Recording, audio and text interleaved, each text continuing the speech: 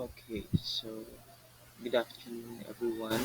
We are now in our midterm coverage for the subject community engagement, solidarity, and citizenship. Okay, I will be discussing today our lesson, our first and second lesson on the midterm coverage of our CESC subject. The first one we have here is the definition and forms of community action.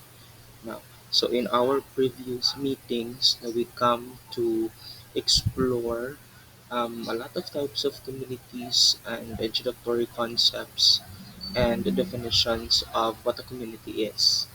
Okay, so today we will be exploring the definition and forms of community action. Before that, let us first explore what community action is. So here, this is a manifestation of a collective grasp and ownership of a situation that generally has an effect on them. So basically, if we talk about community action, that this is an action, no, or an action of a group of people or connected individuals that want to change something, no, in their community.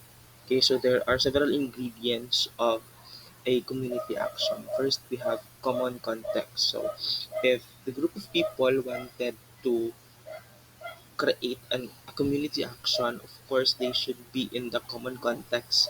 They should live in a similar setting or locality for them to easily um, collaborate with each other.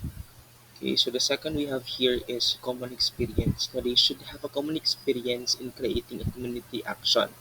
This pertains to people encounter a comparable experience individually or collectively because one person cannot contribute to a community action if he or she did not experience that certain problem.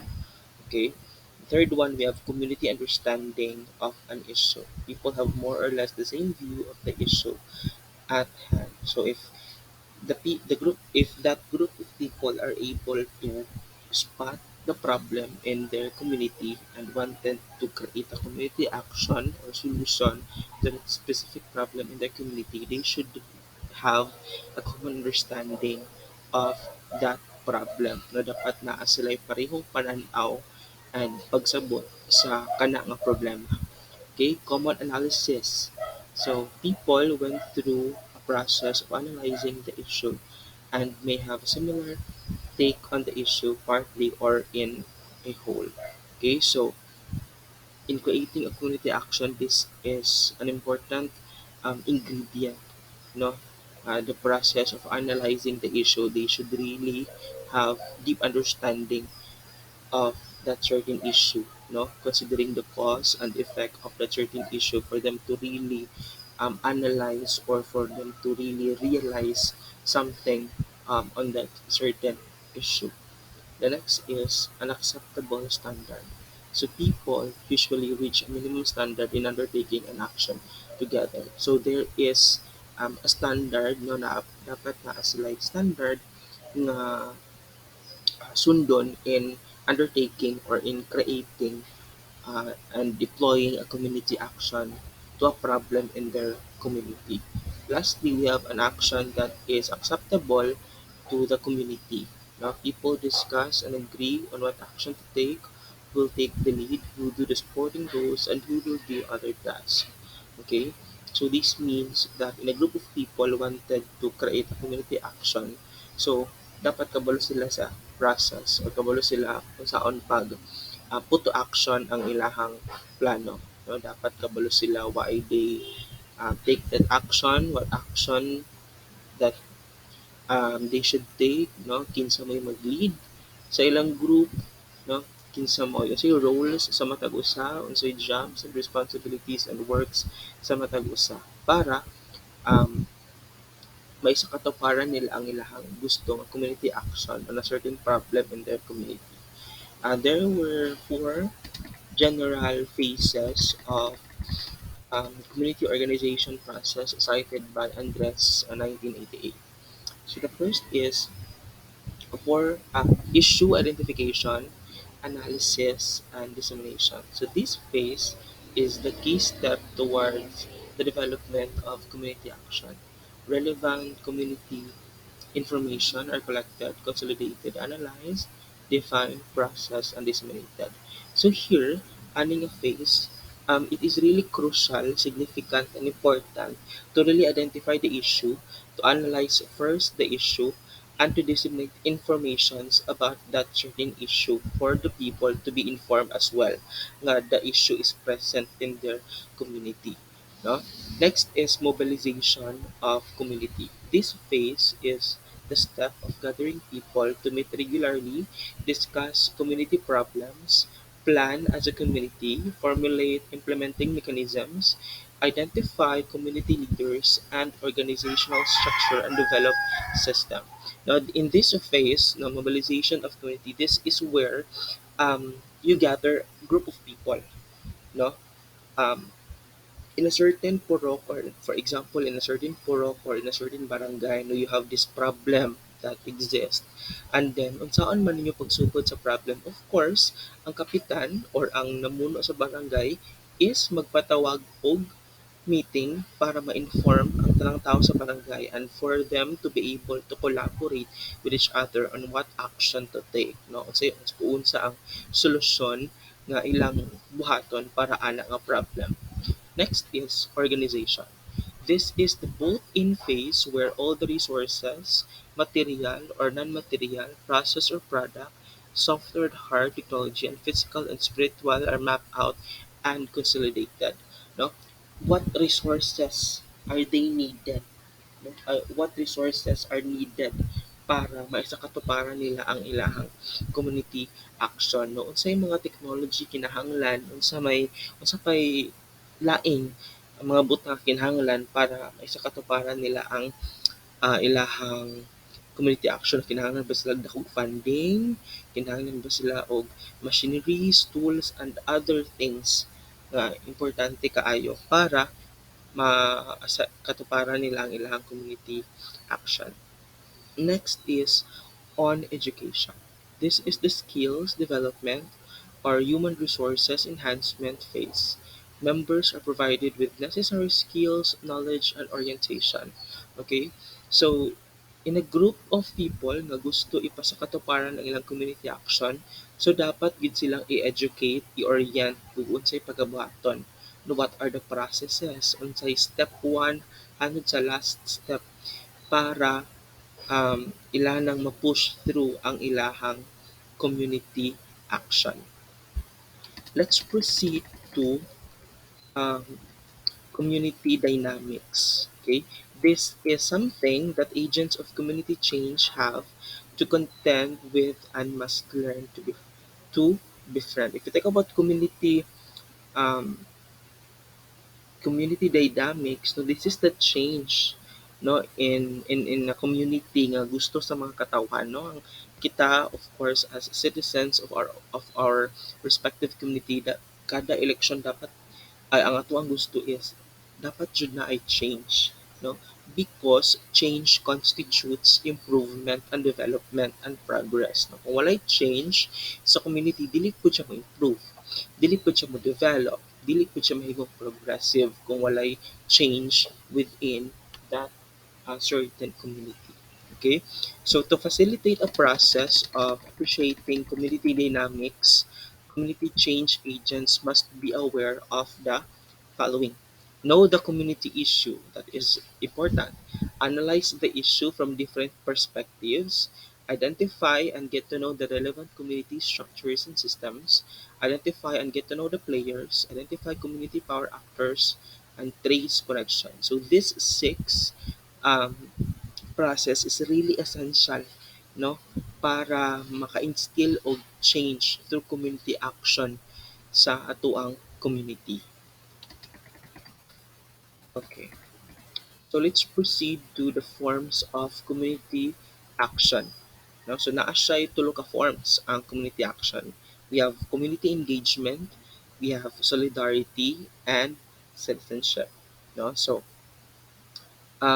societies of the world have become more complex and demand accountability from academic institutions, Universities and colleges now play a significant role in social development and nation building. It is an inclusive process that fosters participation of the marginalized and the disadvantaged sectors of the society. No, so here, um, academic sectors or educational sectors here in the Philippines or in a certain country is really um, should contribute to the community. That is why there are certain, it is really encouraged that there are certain projects inside or activities inside the schools nga mag-involve og um, activities outside. No? Pwede magpa-community service ang schools na daghan kay mga actions nga dapat nga pwede buhaton sa educational sectors and institutions diri sa Pilipinas para makakontribute sa society. No, pwede magpa-tree planting, pwede magpa-bloodletting, pwede magpa ah, clean up drive. So there are several actions nga pwede kayo. First one is community engagement. The term engagement can be defined as the partnership between two parties such as academic institutions and local communities for mutual benefits and is characterized by reciprocal relations. No? So if we talk about community engagement, unsa man na siya? No? So the ASEAN University Network follows the definition given by the Indiana University Purdue University Indianapolis Center for Service Learning. Community engagement has a four-part definition. We have active collaboration. This is really essential, no? Pag maingon tawag community engagement, grabe ang collaboration between educational sector and to the society. No? For instance, mag-collaborate ang school and barangay para sa usa ka project. So, kinahanglan jud kayo og active collaboration because the barangay is the first explorer of the certain issue. No? Tapos, ang educational sector pod, no? Pwede sila mag-suggest og mga actions, steps, and solutions para ato ng certain problem sa community. So, grabe ang active collaboration dapat mahitabo. Builds on the resources, skills, and expertise and knowledge of the campus and the community. Yes, because as we all know, if we talk about educational institution, no, pag moingon ta og eskwelahan, no, grabe ang resources. No, the skills of the students itself are really important nga magamit gid siya. No, expertise and of course the knowledge no, that the school have with regards to that certain phenomenon. Because if we talk about the school, no, that is the first hand education um, knowledge nga makuha sa mga bata, and if the community will collaborate to educational sectors or institutions, then they can really come up with a certain amazing solution and community action for the benefit of the people and the citizens of the community.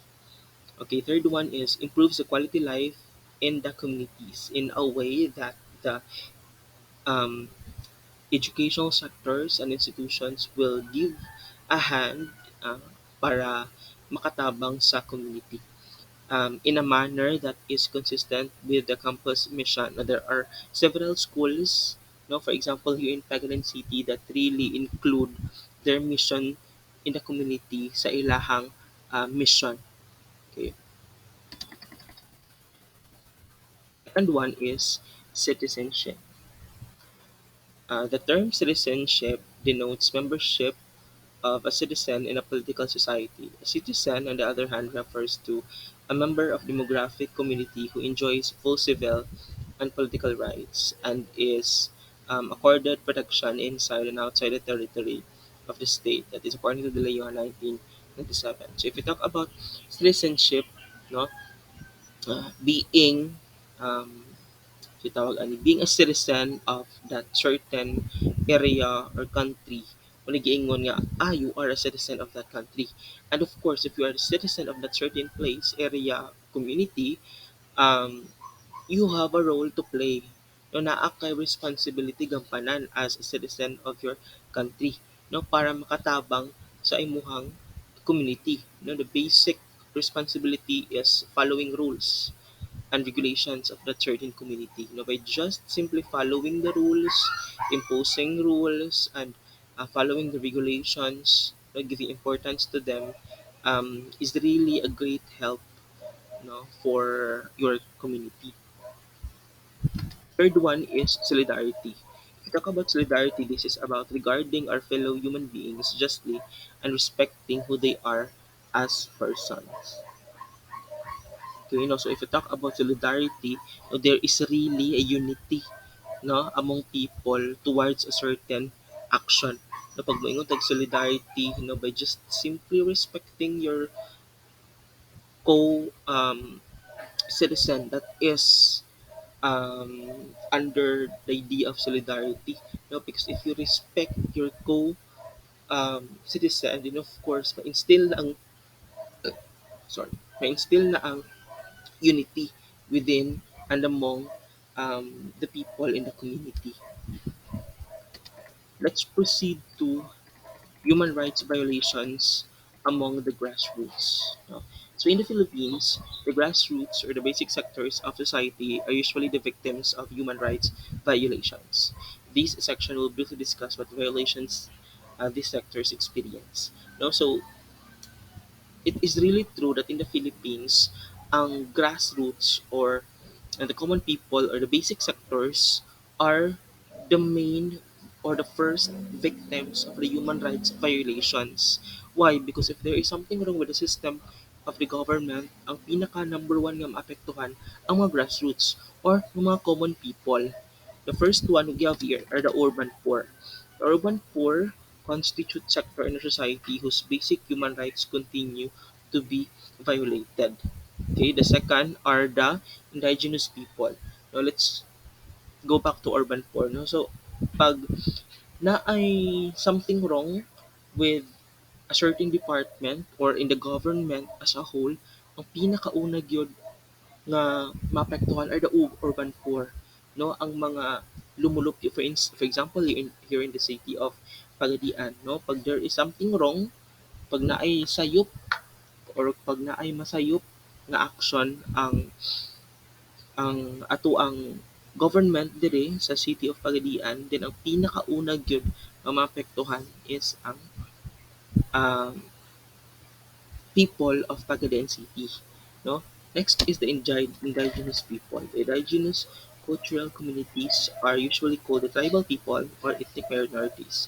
The life of a tribal community is interwoven with the forest where they carry out their means of subsistence. No?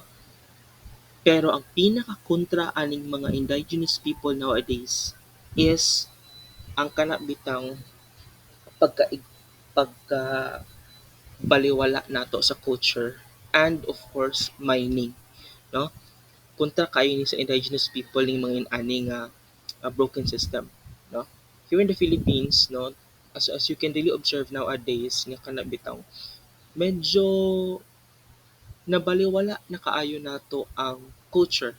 Why?